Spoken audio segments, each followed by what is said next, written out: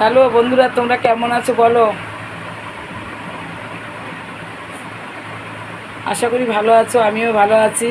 কিন্তু কালকে তো জামাই ষষ্ঠী, তোমরা কি যাচ্ছ বলো, কমেন্টে জানাও। কিন্তু আমার কিন্তু তোমরা দেখে বুঝতে পারছো আমার সত্যি খুব শরীর খারাপ।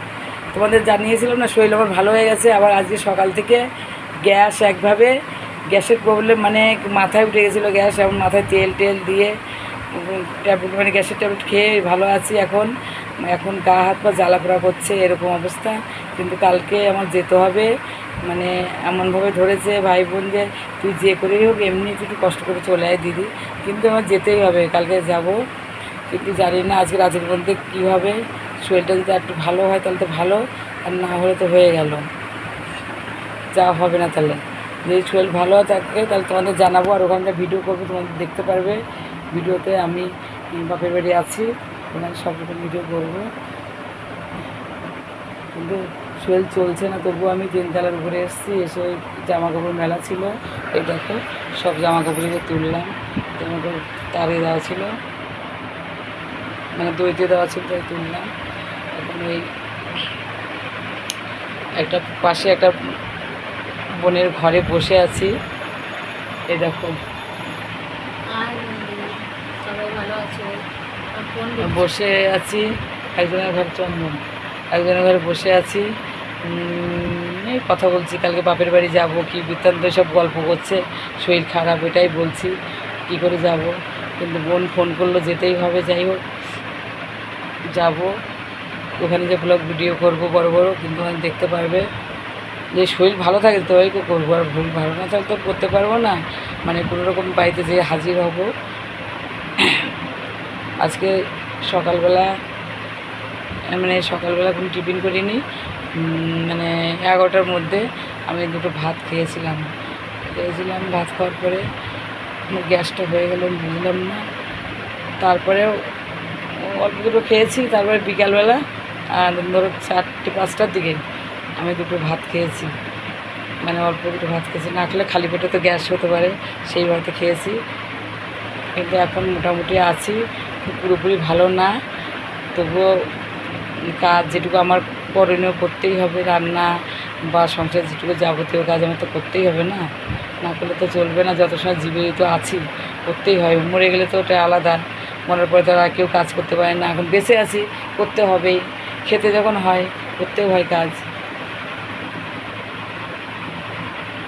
আসি, হ্যাঁ আমি আসি। আমি জামা কাপড় থেকে বোনের ঘর থেকে বেরোলাম। এই দেখো আমি ছাদের উপরে আছি, ছাদের উপরে আছি। দেখো ছাদ অন্ধকার, দেখেছো? আমি ছাদের উপরে আছি, এখন নিচে 3তলার উপরে আছি, নিচে যাচ্ছি।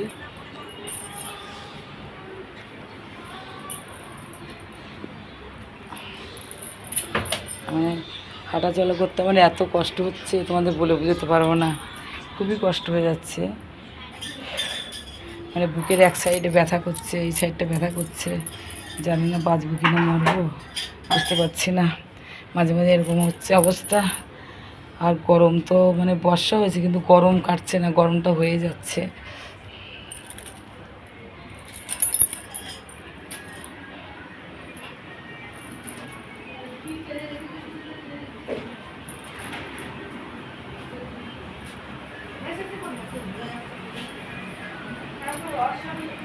এমন না, ঘুমাইছিস?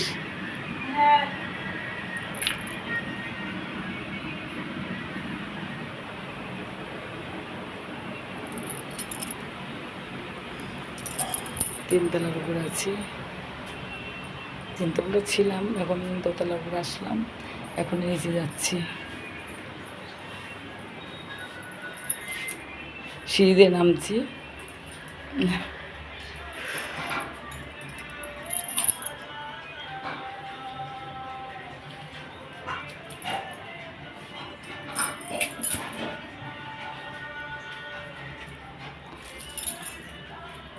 শরীর আর চলছে না।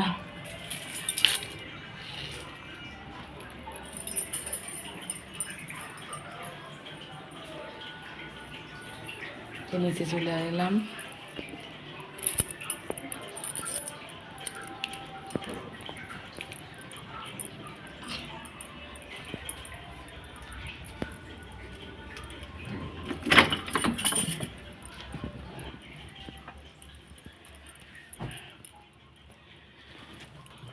পাখাটা ছাড়ি, খুব গরম লাগছে।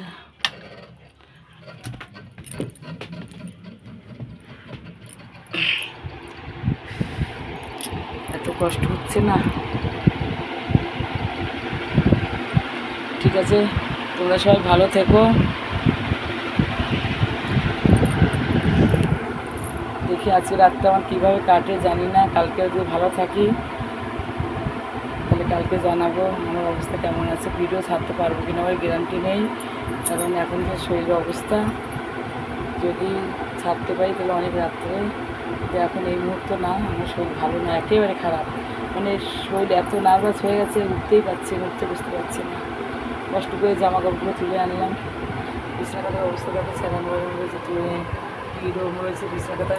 আমি জড়ানো ফোরানো রয়েছে, কিচ্ছু করিনি, গুছাতে পারিনি, সব পড়ে আছে, কিচ্ছু গুছাতে পারিনি। আমি কিছুদিন ধরে এরকম অবস্থা আমার, সব জামা কাপড় সব ছড়ানো, কিচ্ছু করতে পারি না, অসুস্থ। ঠিক আছে, ছাড়ছি। তোমরা ভালো থেকো, তোমরা কমেন্টে জানিও তোমরা জামাই ষষ্ঠী যাচ্ছ কি না। যাই হোক, আমি কালকে যাচ্ছি, কত কষ্ট হবে। শরীর যদি বেঁচে থাকলে এবারে যাবো। ঠিক আছে, ভালো থেকো, টাটা।